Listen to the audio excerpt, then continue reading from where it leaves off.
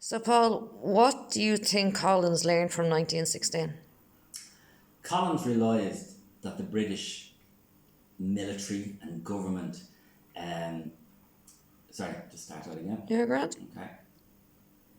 Collins realised that he could not fight the British military in ordinary warfare, that a new type of warfare, guerrilla warfare, would have to be used to bring the British government and the British military to their knees. This war between 1919 to 1921 was a very vicious and dirty war on both sides. The actions that did take place in fighting a guerrilla war, there's no winners. It has to end at negotiations at a table, and that's what actually did happen. And do you think Collins could have done this by himself, or is the success of the War of Independence down to who he surrounded himself with?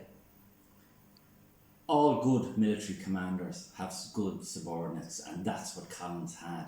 There was teams there of people, not only in Dublin, we know the squad, but also throughout the country as well. There was great military commanders on the side of the Irish.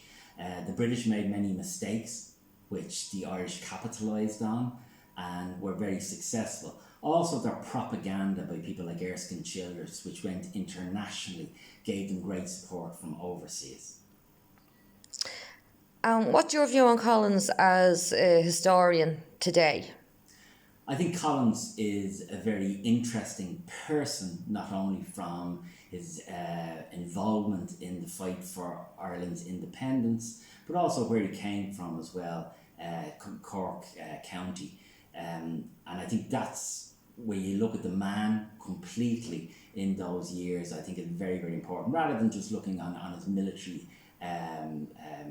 achievements during that particular time. Also the time when he did negotiations in England as well. So there was many sides to this particular person.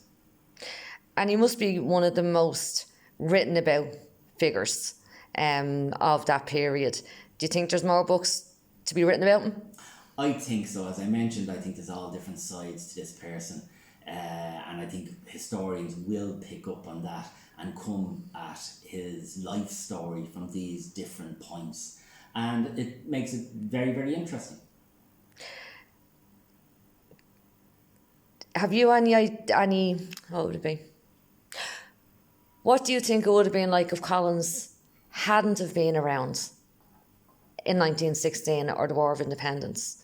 Do you think what do you think Collins brought to the table? Like if Collins had been just an ordinary rank and file volunteer rather than the organiser that he was, do you think the war would have been different?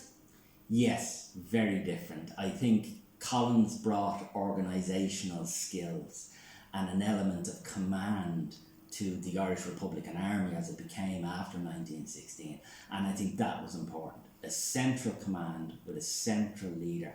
Eamon de Valera, of course, was the figurehead and part of that command as well, and part of the government. And I think that was very, very important. And I think the organisation throughout Ireland was down to Collins' distribution of weapons, equipment, money, which they had very little of.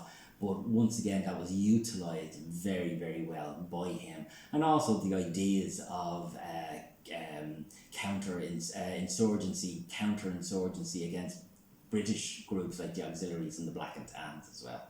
So that would have been all down to that central command unit, led by Collins, but with many, many people involved. Is there anything else you want to say about him? I don't think so. Okay, that's right.